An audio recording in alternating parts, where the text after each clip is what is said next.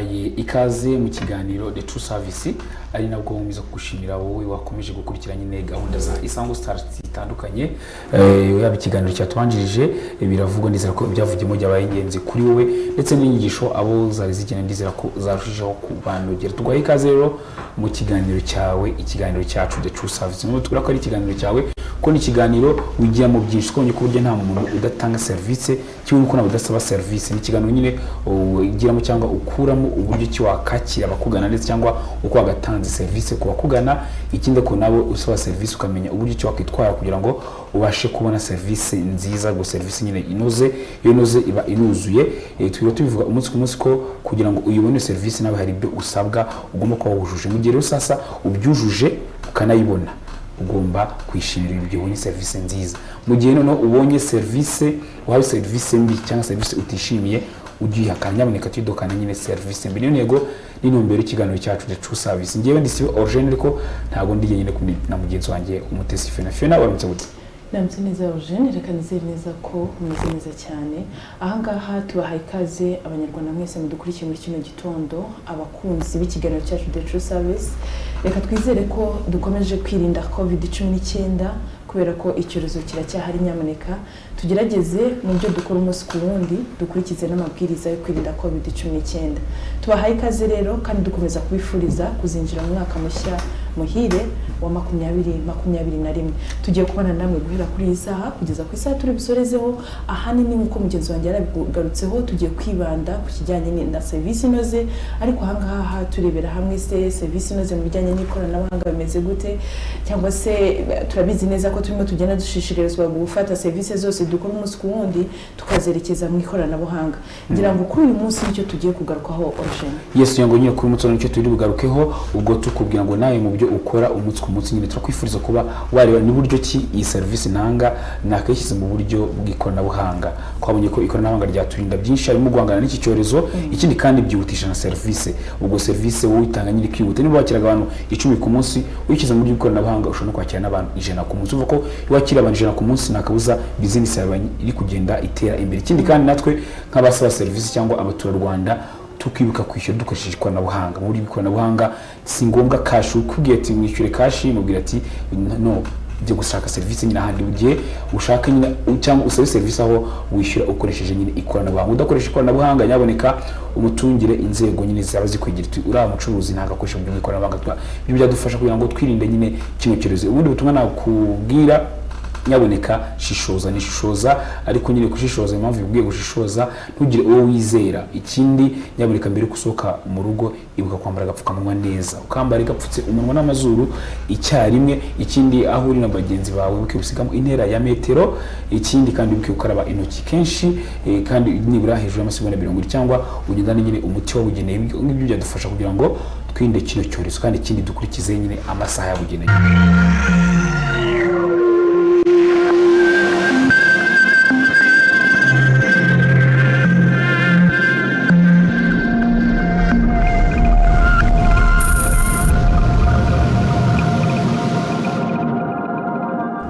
Ni Isango Star TV nyine komeje gukurikira.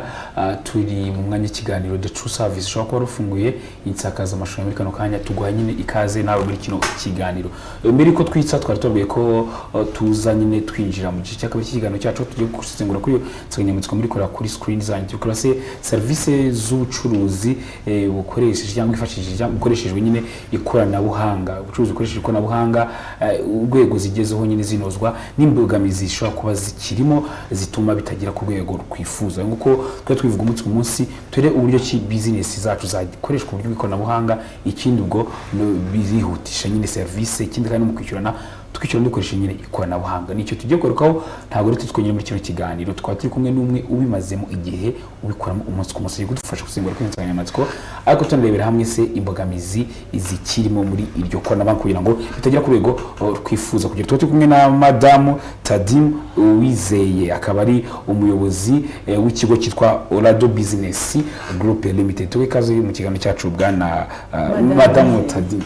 Urakoze Madamu Tadim. Murakoze Origine. Yes, tuwe kaze mu kiganiro cyacu. murakoze cyane. murakoze cyane ngira ngo abadukurikiye muri kino gitondo turi mugiye kuba cyangwa se mumaze kubona icyo tugiye kugarukaho muri kino gitondo turibaza tese mu by'ukuri turi mu gihe twushishikarizwa umunsi ku wundi gukoresha ikoranabuhanga mu byo dukora umunsi ku wundi ngira ngo ahangaha ni nayo mpamvu twakiriye Madamu Uwizeye kugira ngo adufashe mu bijyanye no kutugaragariza ese abanyarwanda tugeze he dukoresha ikoranabuhanga ese ni izihe mbogamizi zikigaragara ese mu by'ukuri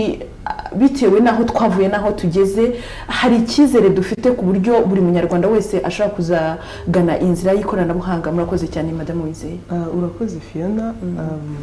Nk'umuntu ubihoramo umunsi ku munsi njye navuga ko ubu ngubu hari aho abanyarwanda tumaze kugera mu kwitabira gukoresha ikoranabuhanga kuko wenda twe nka serivisi z'ubucuruzi dutanga twabitangiye ari ibintu bigoranye ku buryo abantu kumva ko habanje kuzamo ikibazo cy'icyizere akavuga ati se ibi bintu ndi kubona online niba ari kuri website ibi ndi kubona koko nibyo birahari ese aba bantu ni abanyarwanda ese nishyura cyangwa se ninyihamagaza ninkora komande iki gicuruzwa kirangeraho nkuko ndi kukibona habanje kuzamo icyo kintu ariko hamwe no kugenda dukomeza tubereka ko serivisi turimo gukora ariyo tugerageza natwe kuko twifuzaga ko babimenyera ari serivisi bamenyera bakatugana bagenda bamenyera hanyuma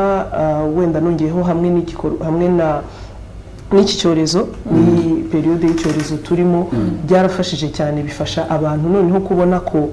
ashobora ari ngombwa ya serivisi kwikoresha noneho abona n'ibindi byinshi byiza byayo batangiye abantu benshi bayiyoboka babona ko ari mu buryo bwo kwirinda icyorezo cya COVID-19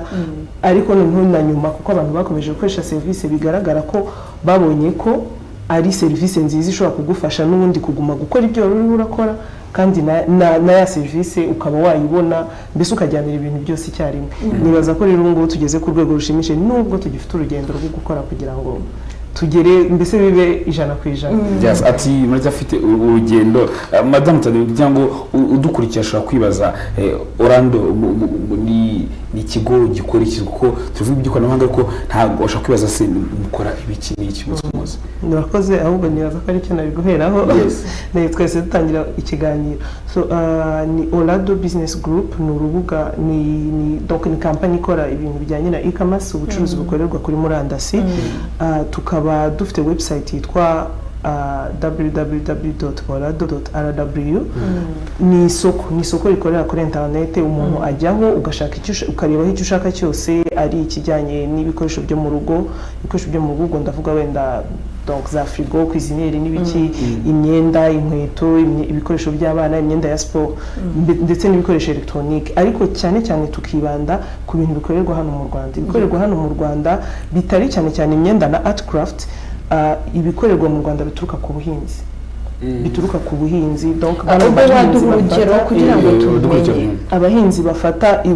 byaturutse mu musaruro wabo bakabitransformamo ibindi bintu bagakora production tuvuge nk'abakora urusenda abakora biscuit abakora aya mavuta aturuka nko muri avoka muri karoti za kokobata ikawa ubuki donc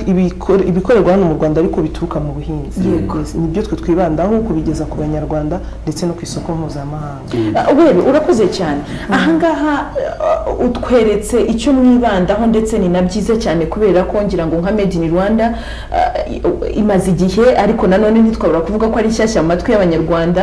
aho wasangaga mu by'ukuri abanyarwanda tutari twumva ko dushaka kuba twakora amavuta yacu bwacu ku giti cyacu iyo urebye Made in Rwanda abakora Made in Rwanda umunsi ku wundi ubona ku kijyanye iki ni ikiganiro kijyanye n'imitangire ya serivisi ubona karite cyangwa se umwimerere w'ibyo tumaze kugeraho uko tubasha kubikora byaba bigeze hehe. Nibaza ko ari nacyo kibazo gihari ubu ngubu nibaza ko ariho twese dufatanyije tukwiye gushyira ingufu abantu barakibaza ko ibintu byakoreye hano mu Rwanda bitari karite donc bidafite karite nk'iya bya bindi dukura hanze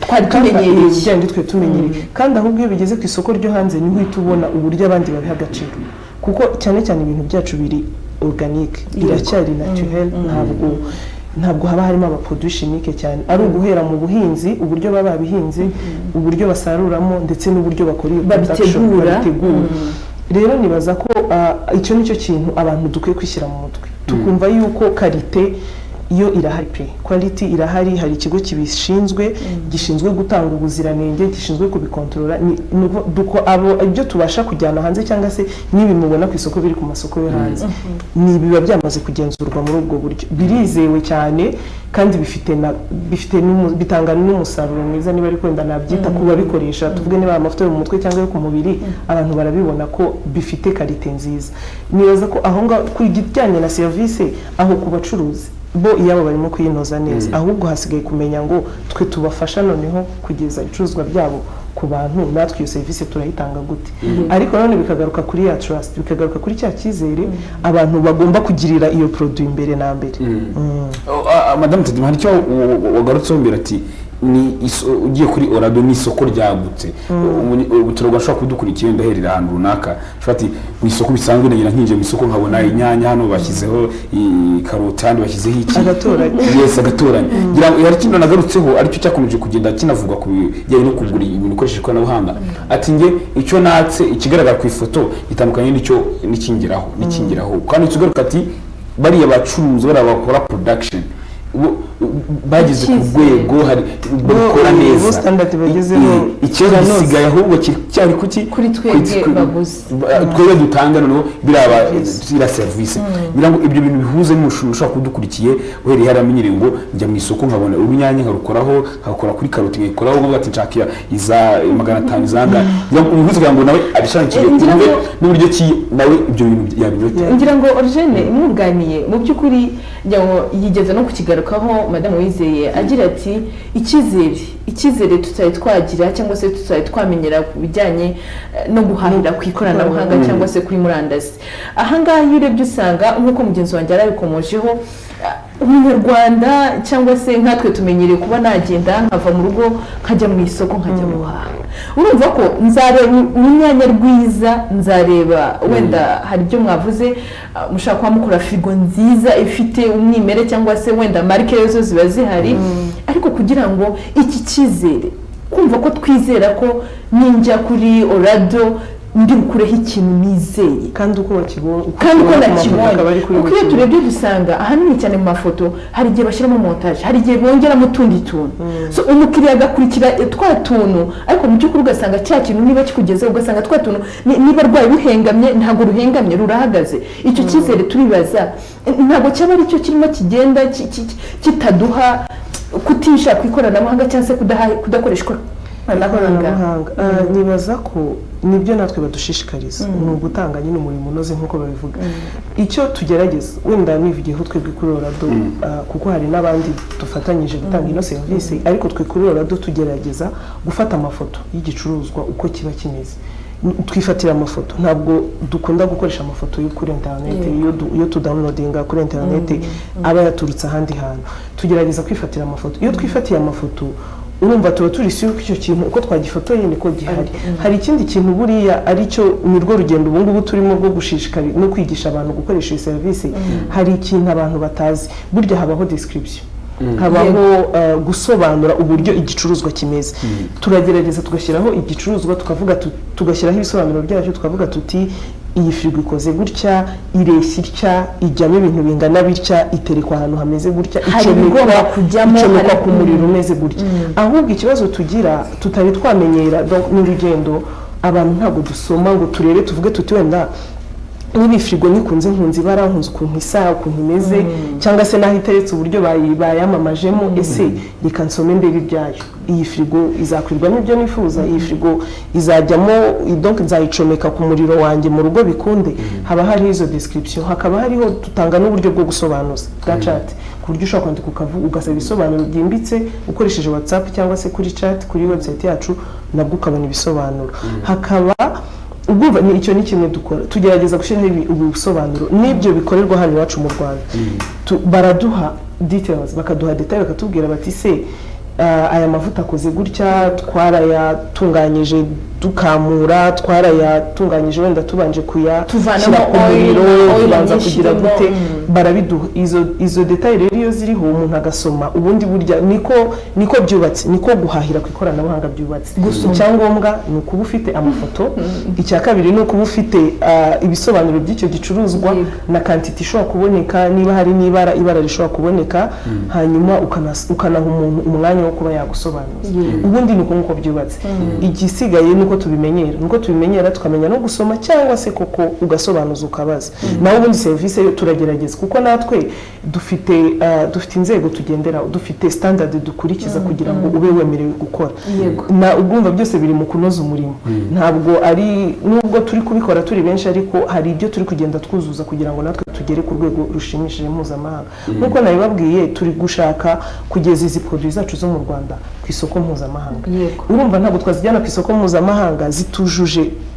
ubuziranenge cyangwa se natwe service dutanga itujuje ubuziranenge ubwo rero nahumuriza abanyarwanda babwira ko turagerageza natwe tubikora ibishoboka byose kugira ngo tubahe service nziza ibyo turabizi ko ari ikibazo abantu bahura nacyo cyo kutizera kuvuga ngo iki kintu nintugura kirangiraho gute ariko dutanga n'uburyo dufite n'uburyo dutanga bwo kuba wakigarura bwo kuba wasobanuza niba wenda kikugezeho ugasanga kitagukwiriye neza dutanga uburyo bwo kugira ngo umuntu amenye donc umuntu arebe neza ahitemo abone kwishyura urakoze cyane madame Tadi kugira ngo turebe ikibazo cy'amatsiko mbere ko winjira muri iyi service kubikora nka rwiyemezamirimo ubwo ratubwira ngo igihe bimaze ariko tunarebe mbere utarabyinjiramo iyi service waba warigeze uyikoresha uyisaba ubwo no gusaba iyi service mu buryo bw'ikoranabuhanga kugira ngo turebe nizihe mbogamizi wabonagamo ese ujya kwitangiza izo mbogamizi zari zirimo nizihe waruje gukemura ese aho bigeze kuri mutso none mugeze nko kuri kangahe urakoze nge nagize amahirwe yo kubanza gukora muri company yabitangije hano mu Rwanda y'abanyamahanga turakorana ngira iyo experience nge na bagenzi banjye dukorana tugira iyo experience tugira noneho n'amahirwe yo kubona uburyo abanyarwanda bagiye iyo service izamuka muri bo kurana nayo bayumva kuko mbere nanjye kugura ikoranabuhanga narabikoraga ariko tukabikora ku masoko yo hanze ayo masoko yo hanze mu by'ukuri ko abaga ari ugufata risk kuba ari ugufata risk nubwo abantu bakibikora kuba ari ugufata risk kuko urareba ikintu ukakigura ukohereza amafaranga bakagudugira ko kizamara iminsi 20 iminsi 24 kitarakugeraho rimwe na rimwe biraza bikakugeraho ubundi kigahera mu nzira noneho ibaze urekrama hanze abantu tugeze uvugana nabo byari byose byari ikoranabuhanga byaje nibaza ko ari nacyo kiri mu bibazo turimo turakemura at least twebwe hano mu Rwanda ushobora no guhamagara umuntu mukaganira ushobora no kutubwira uti mukorera he ukaza kuri ofisi zacu tukagusobanurira umva biroroshye ari ikintu cy'amafaranga menshi ntabwo wagira igihombo kigaragara kuko ufite abantu wabiguriye bafite aho bakorera urabazi urabagerayo ni bagenzi bawe b'abanyarwanda wajya mukaganira uko biri kose mukagera aho muhuriza mwumvikana nibaza ko cyari ikintu cya mbere turimo gukemura bitandukanye na byandi byo kugura hanze kandi koko natwe urumva ducuruzi bya hano n'ibyo hanze bivuga ngo za service babona hanze ibyo bagura ku mbuga ku mbuga zikoresha ikoranabuhanga zo hanze na hano mu Rwanda babihabona ikijyanye rero no kwizera byari bishimishije cyane birashimishije cyane kubona ko kuko akenshi umuntu akora commande mwamuhamagara mujya mu mubwire uti commande yawe twayibonye twifuza kukubaza niba aya masaha uri buboneke tukabikuzanira ukumva aratangaye muri biro ati siko abantu bakora siko bya bintu bikora siko bampamagaye none agategereza noneho se biraza kongeraho bite biraza kongeraho ryari ibyo bambwiye kuko barabyubahiriza madame Louise ukiri aho ngaho mu by'ukuri kuri icyo kintu warukomojeho ngira ngo ubushize twigeze kwakira umwe nawe ukora muri zino service tuza no kumva telefoni zimwe na zimwe bagiye baduhamagara batubwira bati ni byiza turakoresha ikoranabuhanga tukagura ariko ntabwo duhabwa ubusobanuro bwimbitse uti gute kubera ko urasanga ndagura ikintu wenda iyo firigo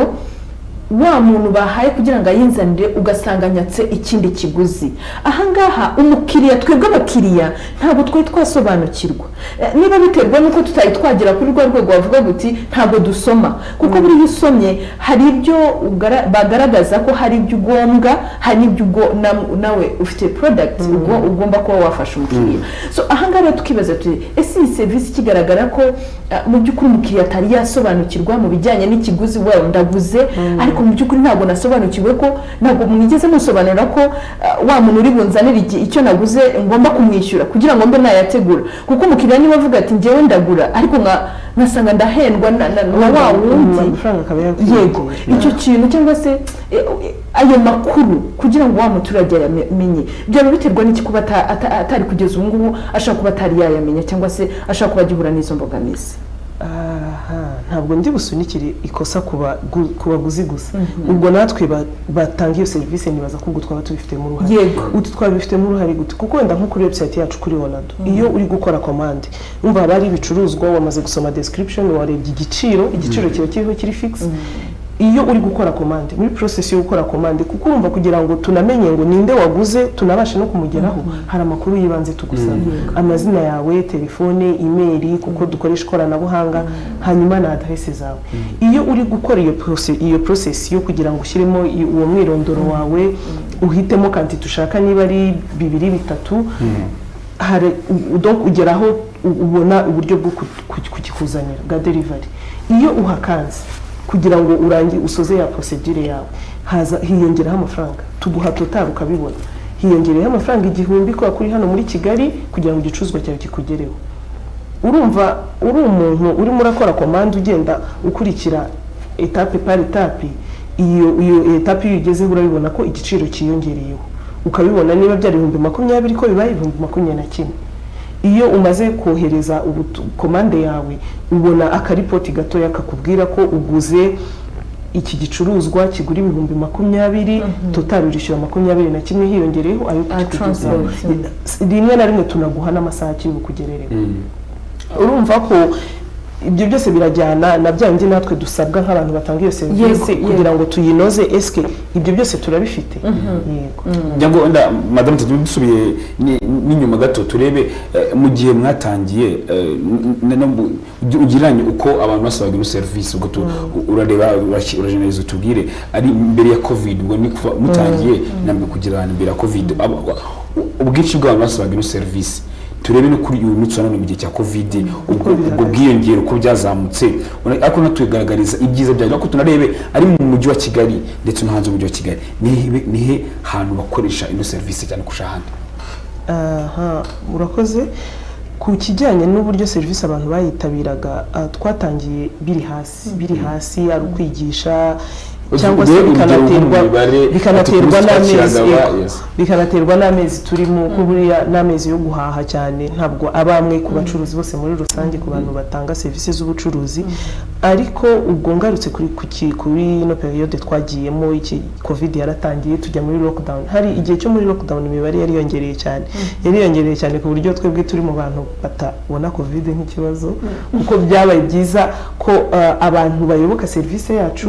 babona umwanya wo kwisobanukirwa, ndetse n'ubungubu baracyakomeza kwikoresha. Bigaragara ko twebwe yatugezeho ingaruka nziza, kandi natwe tukaba twarabashe kugira icyo dufasha abanyarwanda mu gihe cyari gikomeye twari turimo cyo kuba abantu bari n'ubu turacyakiriwe ibyo kuba abantu bari mu rugo. Imibare kuri Olado twebwe yiyongereyeho nka 40%. Ubwo dufashe urugero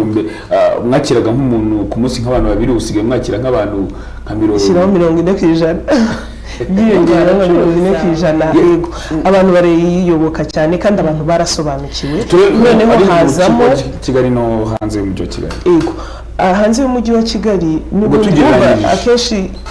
twibanze hano mu mujyi wa Kigali kuko niho hari umubare munini w'abanyarwanda, kandi n'uburyo bworoshye bwo gukoresha ikoranabuhanga niho bayikoresha cyane, niho twibanze. Ariko isoko ryacu rirafunguye, n'umuntu w'Irubavu n'umuntu w'Irusizi atuguriye tubasha kubimugezaho. Barahari abakiriya batari benshi cyane, ariko byibuze nko mu cyumweru cyangwa mu kwezi haba harimo nk'abakiriya bangahe 4-5 baturutse mu ntara. Akenshi nk'abantu baba bakorera mu ntara cyangwa se abantu batuye mu ntara wabibonye nk'uku nguku agasobanukirwa ko iyi serivisi ihari akavuga ati kugira ngo nzafate itike njye Kigali njye gushaka ikintu gituma bano bantu wakigura bakakinyoherereza nabo nibaza ko bizabafasha cyane ko burya hari ibikoresho byinshi bikoreshwa muri kino gihugu biri hano muri Kigali abantu babikoresha babikuye hano muri Kigali naho imibare ho ntabwo yiyongera cyane ku bantu bo mu ntara ariko niyo ubungubu niyo ntambwe tugiye kujyaho noneho ku buryo dushishikariza n'abantu bo mu ntara tukabavuna amaguru nk'uko mu Kinyarwanda bivuga. Hari icyo dushaka kugira ngo tugaruke ku kijyanye kunenga no gushima kuri izi mbuga nkoranyambaga mukoresha buriya kugira ngo wumve n'umukiriya uko ashaka kuba yagushima kukunenga ni byiza muri business ukora mu musukundi ngira ngo turabizi biragufasha kumenya aho ukosora n'uburyo utemeye. Aha ngaha ntibaze se byaba bikorwa gute umukiriya yaba afite inzira nyayo ku buryo agaragaza mu gihe yahawe serivisi nziza no mu gihe yahawe serivisi mbi? Hari uburyo twe dutanga ubwo ndakomeza nivugaho kurora ko nibyo ibyo dutanga hari uburyo iyo umaze gukora commande tukayikuzanira tukayikugezaho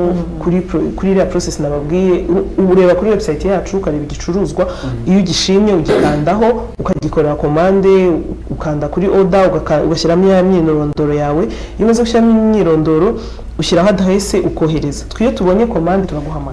tukaguhamagara tukayikonfirma ko twayibonye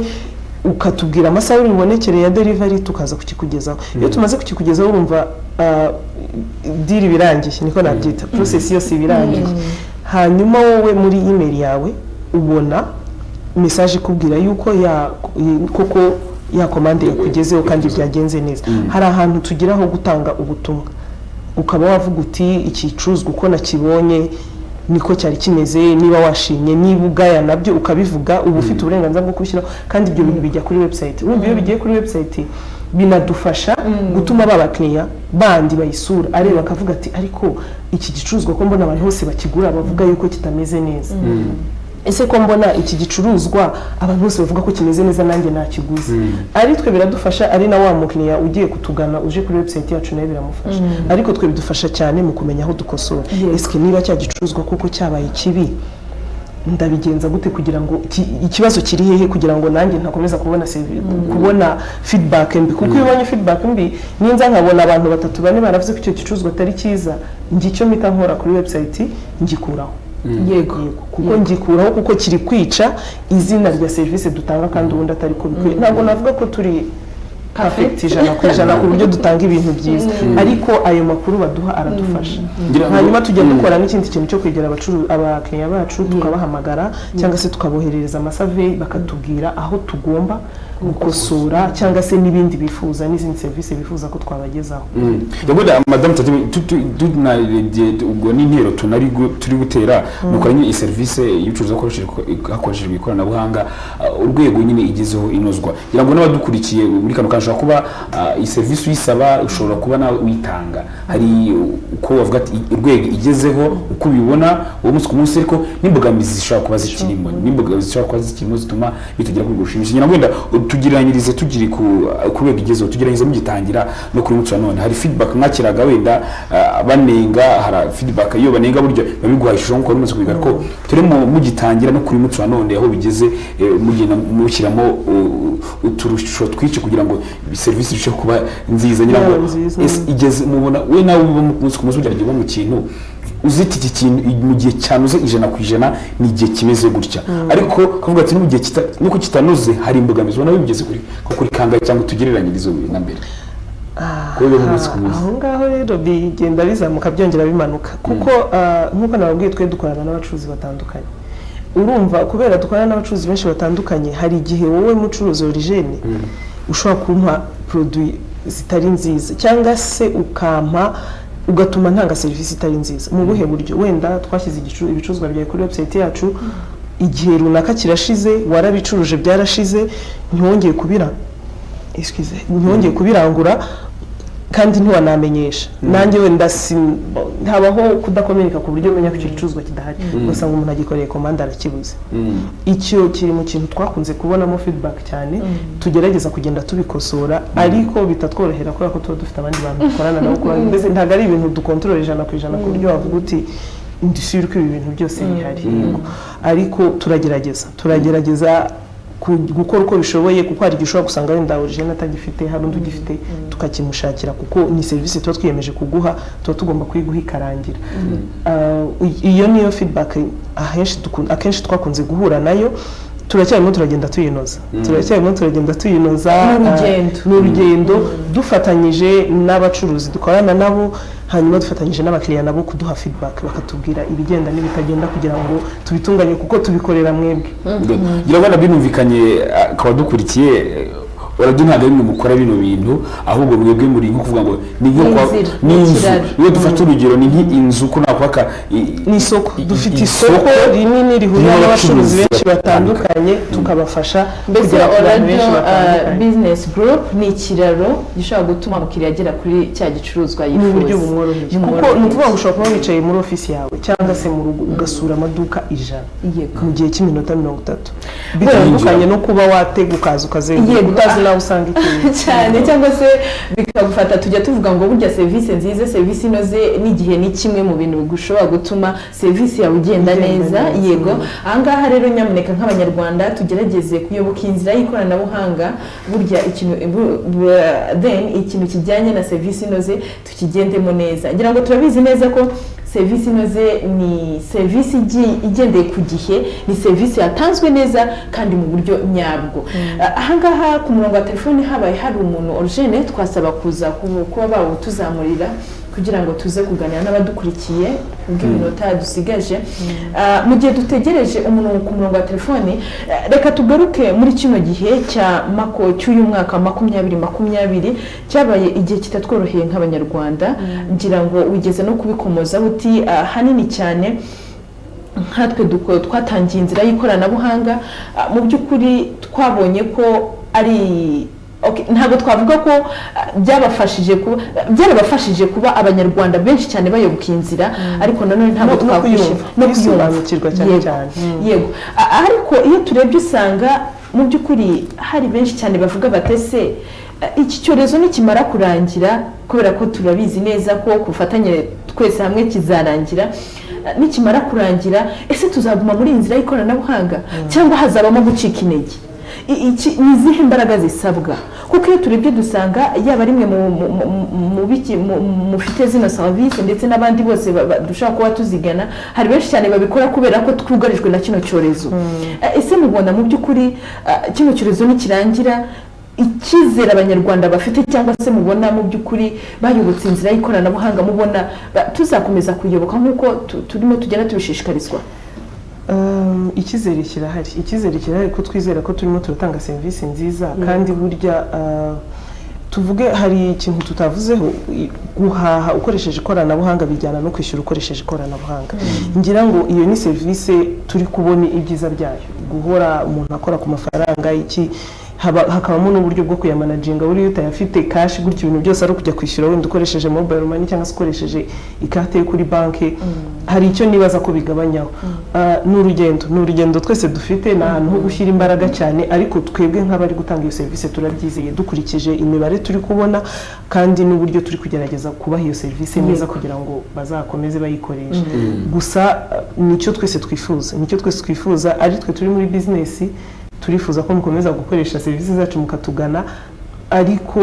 nibaza ko niho isi iri kugana niho isi yose itumbereye niho ibintu byose biri kugana ibintu byose biri kuba mu ikoranabuhanga nibaza ko nitutanifuza kuyigumamo cyangwa se ngo dukomeze kuyibemo tuzasigara inyuma urakoze cyane ngira wenda Fiona twasaba n'akaruhuko bakadaka gatoya ariko ubwo n'abadukurikiye bakaba baduha ibitekerezo byabo kuri iyi ngingo uko babyumva n'imbogamizi bakibonamo ubwo ni kuduha ibitekerezo byabo ku murongo wa telefone cyangwa bakajya ku mbuga nkoranyambaga za Isango Star yaba ari kuri Twitter ndetse na Facebook ariko wanatwandikira kuri WhatsApp ukoresheje 0785232462 ngaho ukaduha igitekerezo cyawe tukaza tugisoma kadusore baduhe akaruhuko ubundi tuza mu kanya.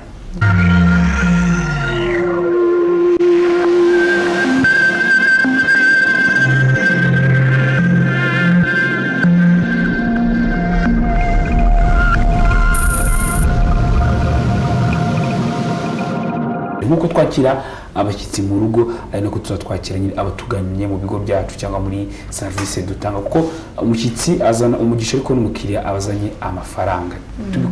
tubikore gutyo nakabuza tuzatera imbere tujye mu kiganiro True Service rero aho tukorana no service z'ubucuruzi ariko bukoreshejwe ikoranabuhanga ibyiza byabyo cyangwa aho bigeze service inozwa ariko none imbogamizi zikirimo bituma ino service itagera ku rwego gushimishije turi kumwe na madamu Uwizeye ngira ngo guturuka muri Orlando ngira ngo tukiri kumwe madamu Uwizeye ngira ngo iyo bavuze service inoze ariko muri ikoranabuhanga ni service yakabaye imeze itedere ko ubwirwamo umunsi ku munsi bibazemo n'igihe service inoze mu gihe kwikoresha ikoranabuhanga ni service yaba iteye ite urakoze mu ikoranabuhanga service inoze nukubanza kugeza ku bantu ibicuruzwa uko babyifuza kuba ufite website iriho amakuru ahagije iri ibicuruzwa bihagije nk'uko wabibasezeranyije ikindi ukagerageza kubaha uburyo buto bwo kuguha amakuru bwo gukora komande ku buryo kugeraho ku buryo akoresha igihe gito uburyo bumworoheye bwo kubona ibicuruzwa niba agiye kubishakisha akabasha kubibona mu buryo bumworoheye niba agiye kuguha amakuru akabikora mu buryo bwihuse ku buryo bitamutwara wa mwanya kuko twibuke ko iyo service twayishyize ku ikoranabuhanga kugira ngo igufashe gusevinga time igufashe ku cya gihe cyawe kugikoresha neza ku buryo bitamutwara umwanya munini hanyuma ukagerageza natwe tukagerageza kubimugezaho ku buryo bwihuse kandi tukabasha no kumusobanurira mu buryo bwimbitse ku buryo ikintu uko acyifuza kwa kundi yari bwigerere ku isoko akakireba akipima akagira gute akagisura biri bumubeho mbese ari bugire iyo experience kandi ari gukoresha ikoranabuhanga hanyuma ubundi burya ubucuruzi bukorera ikoranabuhanga bujyana no kwishyura hanyuma tukamuha na service zitandukanye zo kwishyura ukamuha choice ku buryo ahitamo agakoresha ubumunogeye ubwo abona yifuza bumworoheye cyangwa se ubwo akoresha kuko hari igihe umuntu akoresha wenda mobile money Airtel money adakoresha banki hari igihe undi abakoresha banki adakoresha ibyo ngibyo mbese bimuhe byose noneho yihitiremo we umuhe uburyo bwo guhitamo nibaza ko ari icyo service ikoresheje ubucuruzi bukoresheje ikoranabuhanga nicyo bisabwa hanyuma ubundi tukabaha n'uburyo bwo kuba yakora return yagarura icyo igicuruzwa mu gihe kitamugendekeye neza cyangwa se no kuba yasobanuza ku buryo bwimbitse akabona service twita service nyuma yo kugura urakoze cyane ngira ngo ku murongo wa telefoni habaye hari umuntu twasaba bari ku buhanga bw'ibyuma bakaza kumuturekurira cyangwa se bakabaduha mwanyura kuri Facebook mukamwatwereza ubutumwa bugufi mushingiye ku nsanganyamatsiko twabazanye kuri uyu munsi cyangwa se ku cyo turimo tugenda tugarukaho muri kino gitondo ahangaha madamu Uwizeye turimo turagana ku musozi w'ikiganiro cyacu ariko ntabwo twabura kutakomoza cyangwa se kutibaza cyangwa se kureba ku kijyanye n'imyubakire yimbitse kuri bano bantu bakora zino business iyo urebye usanga hanini cyane hariho ababyitirira ugasanga rimwe na rimwe nibo bashaka kuba bica n'izina ryanyu mu buryo bwagutse cyangwa se mu buryo rusange ese mubona mu by'ukuri muzagira ifatizo ese murakora iki kugira ngo mu by'ukuri bamwe mwinjiye muri ino nzira yo gutanga service muri buno buryo mwe mwaba mufite reka mvuge ngo ni fondasiyo ifatika cyangwa se mwe mufite amabwiriza n'amategeko akurikizwa kugira ngo yego abagenga kugira ngo n'umukiriya cyangwa se natwe nk'abanyarwanda tube twagira icyizere twumve ko mu by'ukuri namwe mufite amabwiriza cyangwa se amategeko yagwenda Fiona nakunganiye tunarebe hari abatinya gukoresha uburyo bw'ikoranabuhanga uvuga ati harimo ubujura sisimize y'umuntu uhereje amafaranga ntabwo turi kumwe amaso ku maso igicuruzwa mu amafaranga niyo ari icupa ry'amazi mu amafaranga atarimereza direct mbibona no kumwishyura mbere ibintu nkategereza akazibizana icyo cyizere ariko ubwo baba bafitemo ikijyanye n'ubujura ikindi kandi namwe mufite uburyo bw'ikoranabuhanga izo mbuga hari buryo wenda hari ibitero ubwo tuvuga abahaka ushobora kubaga bitero mu bijyanye no kuba bakinga cyangwa kuba bakibarira amafaranga y'imara ubwo bwirinzi bw'ibintu bihuza mugenzi wanjye n'icyo mukora harimo ubwirinzi bwa zira mbuga zanyu ako n'icyizere muhura mu usabira service kugira ngo abagire nyiri cya cyizere urakoze ku kijyanye wenda n'uburyo twebwe twirindamo uburyo twirinda ibyo bitero hari uburyo bwa security tugomba guprotejamo ya makuru yose ara kuri website yacu nkuko nababwiye umuntu atanga imyirondoro ye umuntu agomba kwanza kubanza kubashyira ko iyo myirondoro ye ahantu igiye itagiye gusakazwa itagiye kuba kujya ahabonetse hose hari uburyo twirindamo website zigomba kuba zifite security ihagije nibaza ko iyo ari muri condition ya mbere umuntu akwiye kureba eske niba ugiye gukoresha urubuga rukoresheje urubuga rwo kuri internet isoko ryo kuri internet banza urebe ko iyo website ifite security ubireba gute hahandi hejuru umuntu ahaba handitse izina hari ahantu ku ruhande haba hari akagufuri donc iyo utabonye ako kagufuri iyo website ushatse wahita unayivaho kuko ba bantu bashobora gucamo uriho wakoresheje laptop yawe cyangwa se indi computer yawe wa muntu akaba akinjira mu makuru yawe yandi ari kuri mudasobwa yawe kubera ko iyo website wagiyeho idafite security itari secured hari akantu k'akagufuri kaba kari ku ruhande abantu bose bagiye bakitondera bakarebe niba urubuga ugiye guhahiraho hatariho ako kagufuri ubwo umenye ko rutari safe ntube wanashyiramo n'amakuru yawe ubwo ni uburyo twe duproteja amakuru yacu imbuga zacu n'amakuru y'abakiriya bacu batugana hanyuma noneho ikibazo cyo kwizera nibaza hano na Fiona yagikomojeho avuga ku kibazo eska abanyarwanda kwizera ko imbuga zacu ko muri kutubwira ngo muri abanyarwanda bagenzi bacu muri kubikora mwebwe turabizera gute ko nubundi ni kwikoranabuhanga ndi bukore command ikintu kinyoherereze nakwishyuye sinizeye ko bingeraho no kwicara gusa nkategereza nagira imara nkabona biraje hari ku bufatanye na Ministeri ya ICT hanyuma n'ikigo gishinzwe iby'ikoranabuhanga cyo muri PSF y'abarwiyemezamirimo barimo kudukorera amategeko agenga za mbuga zikorera ubucuruzi kuri internet kugira ngo donc bagaragaze izemewe n'izitemewe ariko hari n'urutonde rusohoka ni presque buri kwezi batangazaho imbuga ziri mu Rwanda zishobora gufasha abanyarwanda cyane cyane muri bino iyo campaign yatangiye muri bino bihe by'iki cyorezo byo kwirinda icyorezo cya COVID-19 iyo list isohoka buri kwezi bagenda bongeraho izindi mbuga zemewe nuko ngo kugira ngo ujye kuri iyo list nuko baba bakwemereye baba babanje gucekinga bakareba ko ibintu byose ubyujuje kuri izo mbuga rero nibaza ko abantu turi kuri urwo rutonde ugize website ubonaho wayiguriraho kuko urumva ntabwo ministeri yajya gusohora itangazo ry'imbuga zitizewe kandi noneho natwe ku ruhare rwacu tukagerageza gukomeza kubaha serivisi nziza nibaza ko harimo gushyirwamo ingufu cyane ku bufatanye bw'abantu bw'inzego zitandukanye za leta zibishinzwe hanyuma natwe barwiyemezamirimo tugashyiramo imbaraga zacu kugira ngo tubashe gutanga serivisi nziza ariko birahari harimo uburyo bari kugenda barimo kudushyiraho amategeko atugenga bizakuraho ba bantu bari kwica iyo serivisi mu buryo bumwe cyangwa ubundi hanyuma hakanabamo ko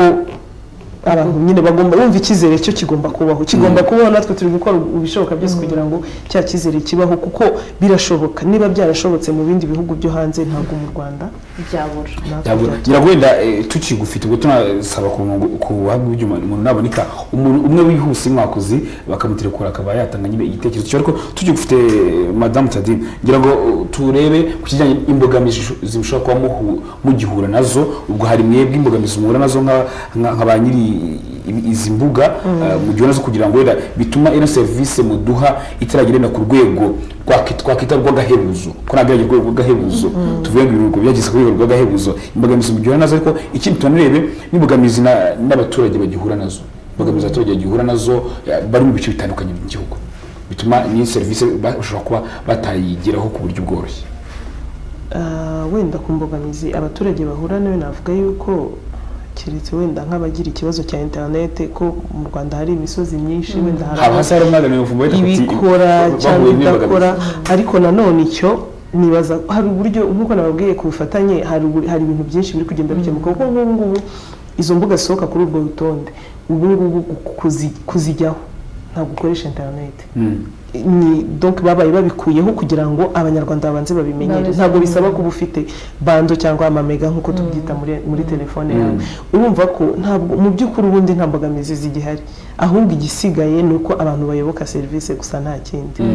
cyangwa bikaba bigaragara ko ari bwa bumenyi tutari twagira bwo kuba twakoresha urakoze cyane kuko hari ubumenyi ariko hakabaho noneho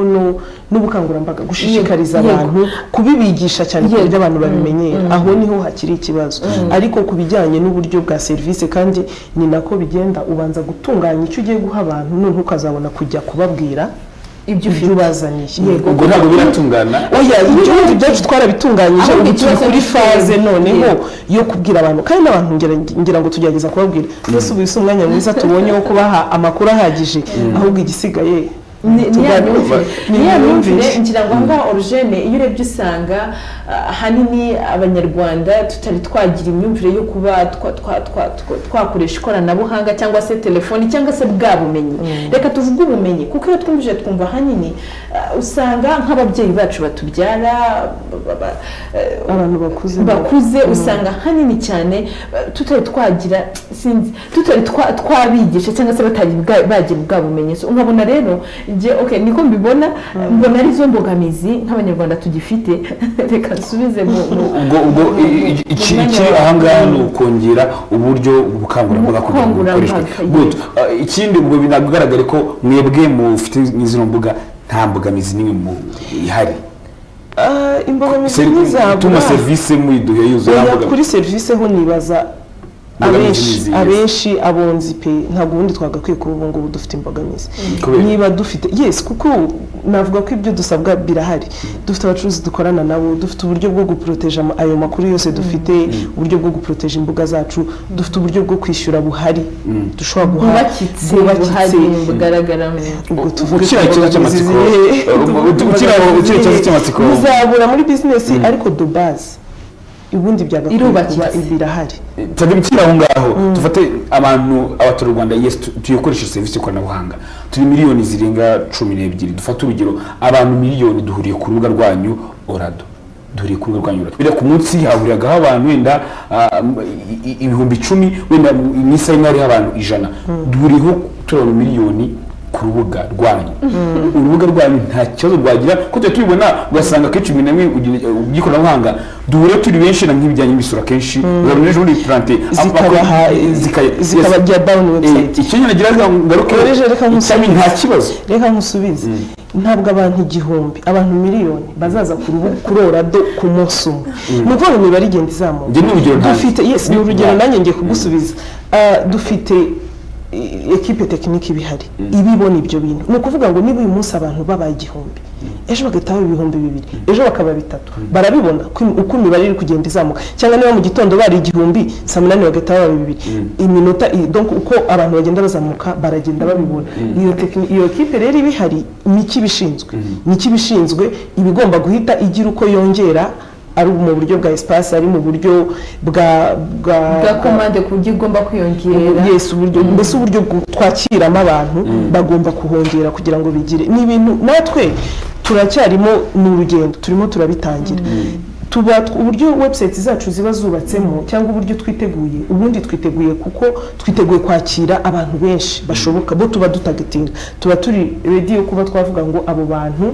miliyoni 12 zize zigiho ariko bagiriyeho rimwe nabwo hari ikindi kintu bugomba gukora rero niyo mpamvu umuntu aba afite technical team niyo mpamvu nakubwiye ngo twebwe turiteguye ubwo bimvikanye ko zira mbuga tubona ngo bahuriye ari benshi abatekinisiye usanga baba basinzira ubwo hari ukuntu arangaramo gato hari ukuntu arangaramo ngo madamu Wizeye yabikomeje agira ati barimo kudufasha kugira ngo mu by'ukuri batwubakire cyangwa se batugaragare bashireho platform y'abano bantu bashoboye kuba bakoresha izi mbuga nkoranyambaga kuko icyo gihe abantu bagira izo bizeye yego ku buryo wa mukiriya naze cyangwa se babakiriya uruvuze ni miliyoni 12 bashobora kuza ku buryo ubona ko ari wenda Orado Business Group bafite capacity yo kuba bahaza abo bantu ngira ngo ndizera nashidikanya ko ariko niko bimeze ubundi twebwe duhora twiteguye ahubwo ni muze bitunanire tumenye naho dukosora ariko mwaje dusoza ubutumwa wagenera ari abashaka kuba bafite service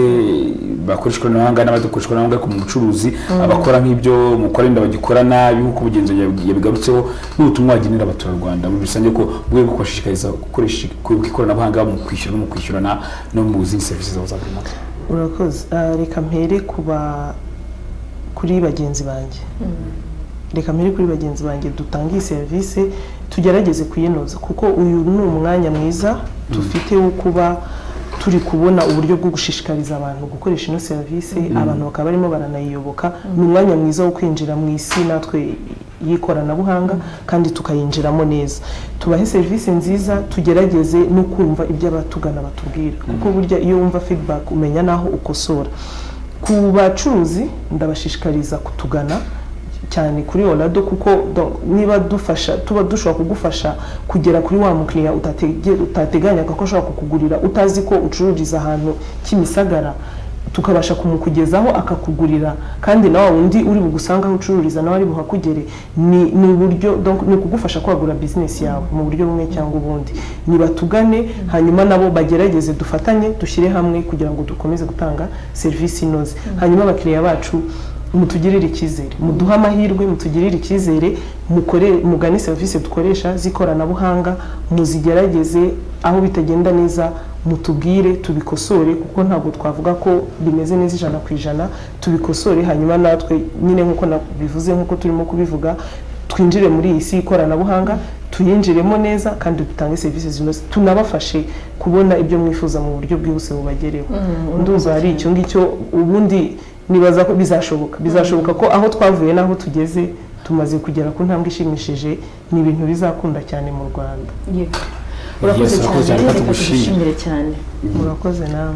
yes cyari ikiganiro The True Service aho twaribaga nyine services zijyanye n'ubucuruzi ariko hakoreshejwe nyine ikoranabuhanga aho twari turi kumwe na Madame Tadim Uwizeye akaba nyine ari umuyobozi wa Olado Business Group akaba akora nyine ibingibi umunsi kumwe twashobora kwitabira icyo kiganiro murakoze cyane